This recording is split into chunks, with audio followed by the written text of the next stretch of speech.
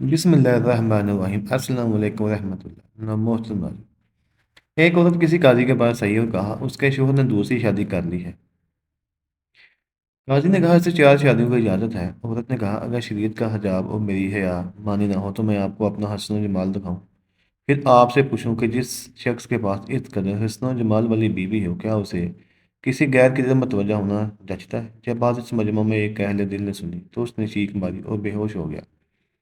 ہوش آنے کے بعد اس نے کہا مجھے غیب سے آواز آئی، کیا تم نے اس عورت کی بات نہیں سنی؟ اللہ بھی یہی فرماتا ہے کہ اے انسان، اگر میری کبریائی و عظمت کا حجاب نہ ہو تو میں تمہیں اپنا جمال و کمال دکھاؤں، پھر تم سے پوچھوں جس کا ایسا جمیل و کریم مولا ہو کیا اسے غیر کی طرف متوجہ ہونا جائز ہے؟ امام غزالی نے ایک واقعہ لکھا ہے کہ ایک شخص بازار سے غلام خریدنے گیا۔ اس نے دیکھا بازار میں ایک شخص غلام بیچنے کے لیے کھڑا ہے اور کہہ رہا ہے کہ یہ غلام بہت خوبیوں کا مالک ہے، اچھا درزی ہے، اچھا لوہار ہے، اچھا معمار ہے، ہر فن جانتا ہے، کئی زبانیں بول لیتا ہے، مگر اس میں ایک عیب یہ ہے کہ جھوٹ بہت بولتا ہے۔ آپ جو اسے خریدنا چاہے کتنے میں خریدے لے۔ لوگ آتے ساری باتیں سنتے، جب انہیں معلوم ہوتا کہ یہ غلام بہت جھوٹا ہے تو آگے چل دیتے، کوئی اسے نہ خریدتا۔ ایک شخص آیا، دل میں کہنے لگا اسے میں خرید لیتا ہوں، رہا اس کا جھوٹ بولنا تو میں اس کی باتوں پر یقین نہیں کروں گا۔ اس نے وہ غلام خرید لیا اور اسے گھر لے گیا۔ اس کا اور اس کی بیوی کا باہمی شدید جھگڑا تھا۔ ایک دن وہ غلام اس کی بیوی سے کہنے لگا تمہارا شوہر تمہیں طلاق دینے پر تیار ہے، میں نے خود اس کو ایسی باتیں کہتے ہوئے سنا ہے۔ بیوی خوف زدہ ہوگی اور عورت طبعاً جلدی یقین کرنے والی ہے، کہنے لگی اب کیا کیا جائے؟ غلام نے کہا کوئی فکر نہ کرو، میں سب ٹھیک کر دوں گا، تم بس ایک کام کرو، جب تمہارا شوہر سویا ہو تو اس کی داڑھی کے نیچے والی چند بال کسی طرح اتار کر مجھے لا دو، میں ایک وظیفہ کروں گا، وہ تمہیں کبھی بھی طلاق نہیں دے سکے گا۔ عورت تیار ہو گئی، اس نے اس کام کے لیے استاد تیار کر دیا۔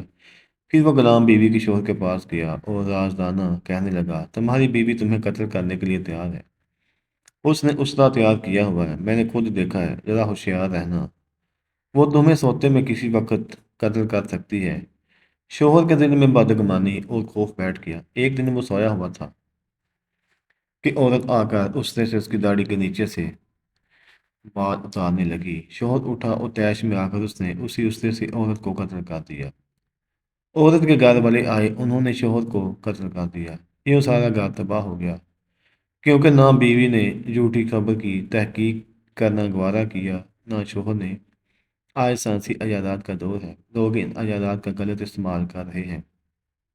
موبائل فون کے ذریعے جھوٹے ٹیکسٹ میسیج ایک دوسرے کی طرف ٹرانسفر کرتے ہیں، یوں ایک خبر آنن فان مشرق سے مغرب تک پھیل جاتی ہے اور لوگ اس بات پر یقین کرتے ہیں۔ اس طرح ایک دوسرے کو رسوا کرنے کا طریقہ جاری ہے۔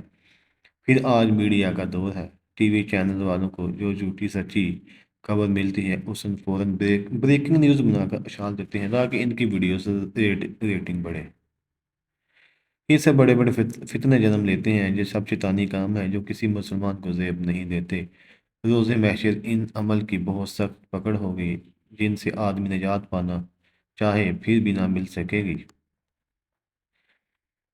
حضرت انس رضی اللہ تعالیٰ عنہ سے مروی ہے، یا رسول اللہ صلی اللہ علیہ وسلم کا بچپن میں بچوں کے ساتھ کھیلتے تھے، تب آپ کے پاس حضرت جبرائیل علیہ السلام آئے، انہوں نے آپ صلی اللہ علیہ وسلم کو لٹایا، آپ کا دل نکالا، اس میں سے ایک لوتھڑا نکال کر پھینک دیا اور کہا اے محمد صلی اللہ علیہ وسلم، یہ آپ کے دل میں شیطان کا حصہ تھا، یہ نکال دیا گیا۔ پھر انہوں نے حضور اکرم صلی اللہ علیہ وسلم کے دل کو ایک تھال میں رکھ کر آب زمزم سے دھویا، پھر اسے واپس سینے میں رکھ کر سینہ بند کر دیا۔ بچوں نے یہ منظر دیکھا تو دوڑے ہوئے حضرت حلیمہ سعدیہ کے پاس آئے اور کہا محمد صلی اللہ علیہ وسلم کو کسی نے قتل کر دیا ہے۔ گھر والوں نے آپ کو اس حالت میں پایا کہ آپ کا رنگ بدلا ہوا تھا۔ حضرت انس رضی اللہ تعالیٰ عنہ کہتے ہیں میں آپ صلی اللہ علیہ وسلم کے سینے میں سلائی کے نشانات دیکھتا تھا، یعنی بچپن میں آپ کا دل سے فرشتوں نے وہ چیز نکال کر پھینک دی جو انسان کو گناہ کی طرف مائل کر سکتی ہے۔ لہذا عرب کے اس یاہلانہ بے اخلاق ماحول میں آپ کے بچپن اور جوانی کا دور یوں گزرا کہ شیطان آپ کے قریب نہ بھٹک سکا۔ یہ آپ صلی اللہ علیہ وسلم کی عصمت ہے۔ پھر دوسری بار آپ صلی اللہ علیہ وسلم کا دل شک آپ کا شک کا صدر اس وقت ہوا جب نزول قرآن کا آغاز ہوا۔